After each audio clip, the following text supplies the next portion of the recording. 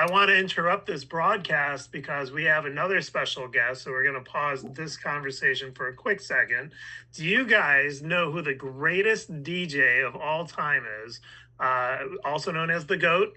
Jazzy Jeff. I'm kidding, Mike. I'm kidding, Mike. Okay, who remembers the line where they called him Mixed Master B? Remember that? Well, I thought it would be fun to bring in the real Mixed Master Mike, where that came from, the joke.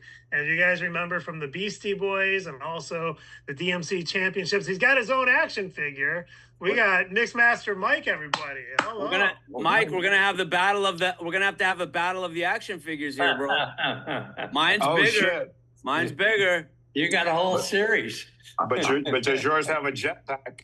Oh, you got me there. You got me there. And a turntable. Ooh. Oh no, but I do have to floss for 1 second. Hold on, I gotta grab something. Oh boy. Just when I got the real DJ on, he scrams. Grandmaster B runs away. So check this out. Somebody can't remember. Oh, they brought this to me, and here it is, me DJing. But I got like my only single I ever did. I Told You is in there, and then a little thing I did with Greg Mack. Remember Greg Mack? Mack Attack. Of course, yeah. Where is it? Yeah. So the records are in there. It's very cool.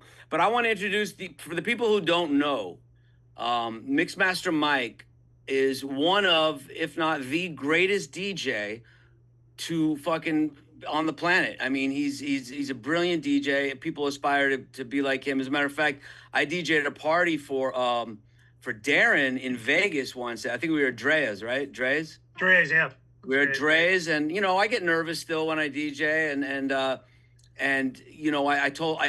Darren says, well, Mixmaster Mike might be in the crowd. I was like, oh fuck! Of all the people that are going to be in this crowd, I got Mixmaster Mike is going to be here. And it was funny because I was in the middle of my set and I'm going along, and I feel someone breathing down my neck. And I haven't really met Mike yet. Maybe in passing.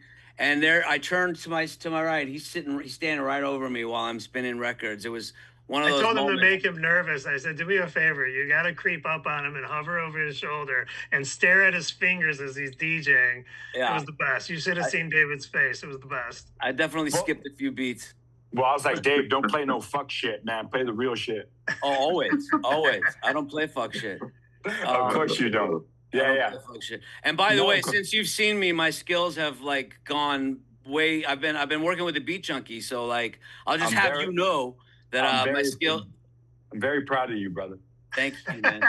Thank you. Hey, Mike, we gotta do something with this DJ school. They actually teach how to scratch at this Beat Junkies thing, right, David? You should come by one day, man. They'd love to have you, Retmatic and all the guys, man. You should come through. It'd be so cool to have you there.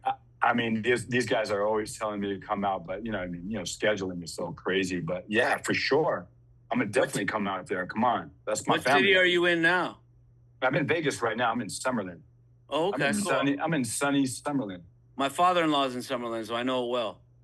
Yeah, exactly. Hey, I got a little, I was curious about a little married with children thing over here. It was like, were you guys working with the title Not the Cosbys?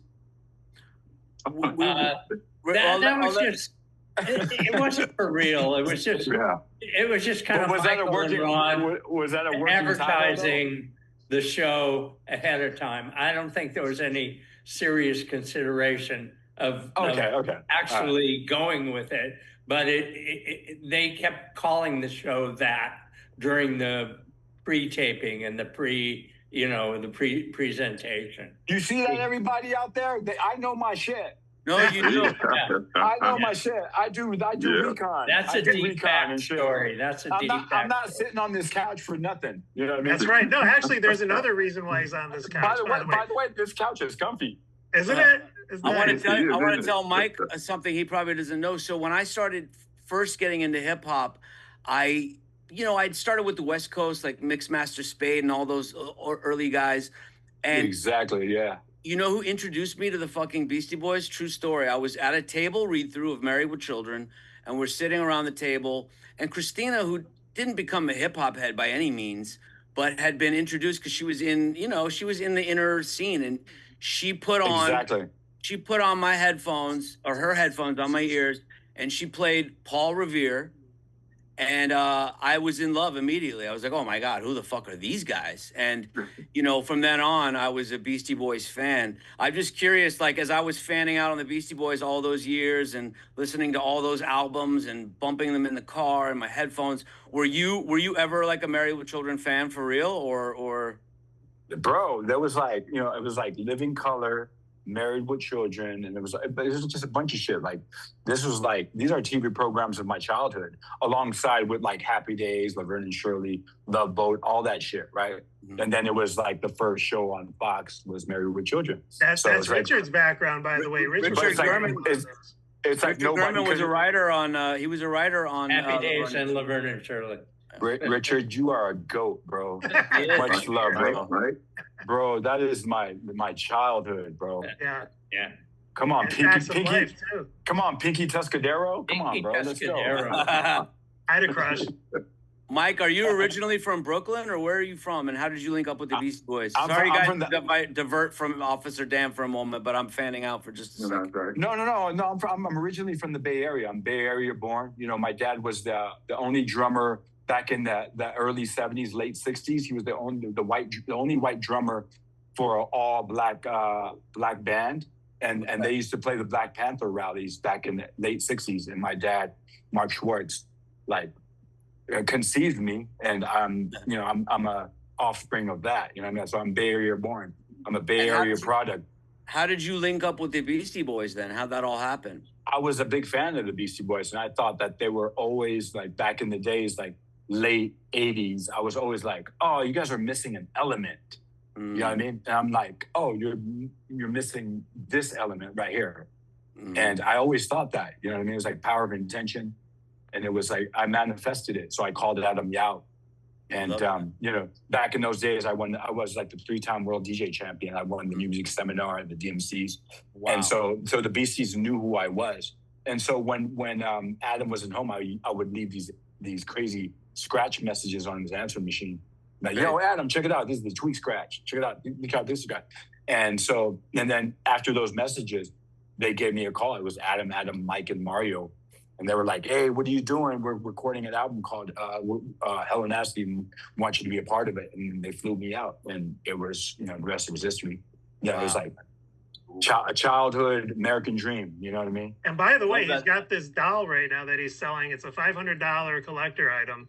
It's amazing, but it comes with a key that has a USB, and it has the actual recording of the voicemail that he left him, manifesting being a Beastie Boy, right? I mean, there was the actual call that you left on a voicemail.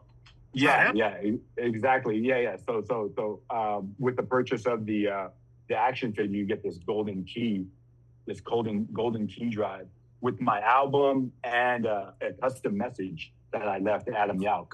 So yeah, that's amazing. With mine, you don't really get much, but I'll trade you. The head just came off, so I mean, there's that.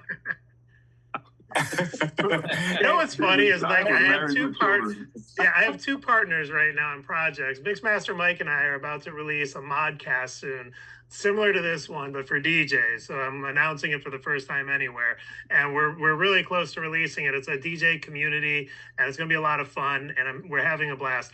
But it gives me a complex that both my partners have action figure dolls. We'll get you one, Darren. Before you know it, you'll have your own doll. I mean, I need a doll, right? With a little. By the way, do I get a free membership to this? Absolutely. This DJ modcast. All right. Oh yeah, it's gonna be great. Anyway, Mike.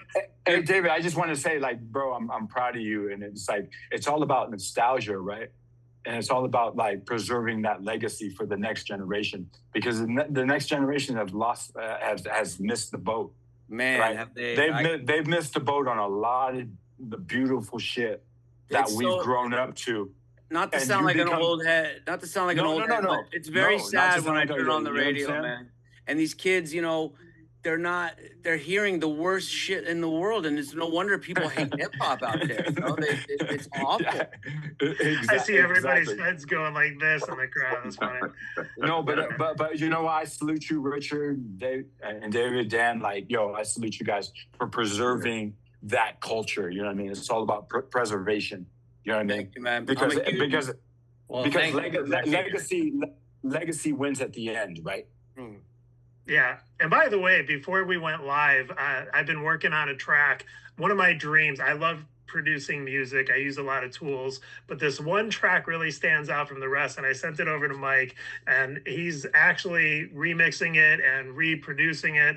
This thing is amazing. He called me up tonight, and it's full on Beastie Boys sounding. Like, it's like, I can't believe I'm collaborating with the GOAT. But anyway, so he is the GOAT, guys. And Mike, I so appreciate you stopping by, brother. I appreciate you guys. Can't wait. We'll have to have you back. By the way, his wife, Diane Copeland, was on an episode, and she was on a poster. So for you guys watching, if you remember, there was an episode where there was a poster girl, and I don't remember the line. Maybe it was something to do with, "Oh yeah, you'll never get a girl like that." And then I believe she walks in on the room, and it was actually Diane, Mike's wife slash manager. So he does have a connection.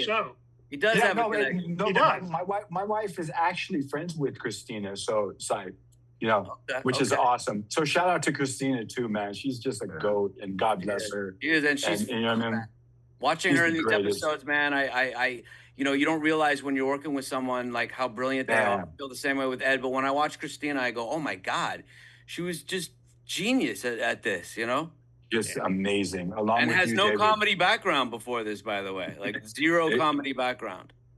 Some people are just born with the it factor. You know what I mean? Well, dude, we love you, man. And for those who don't know, who aren't hip hop heads, look up Mixmaster Mike. Watch some of his competitions and what he does. He's just a brilliant guy. So thank you, brother. Thank you, guys. God bless you, man. Feel free to hang out or go, whatever you got to do. But it's great. I had to squeeze you in. Thank you. Okay, cool. Yeah, I got some chicken cacciatore that I'm making right now. That's awesome. All right, homie.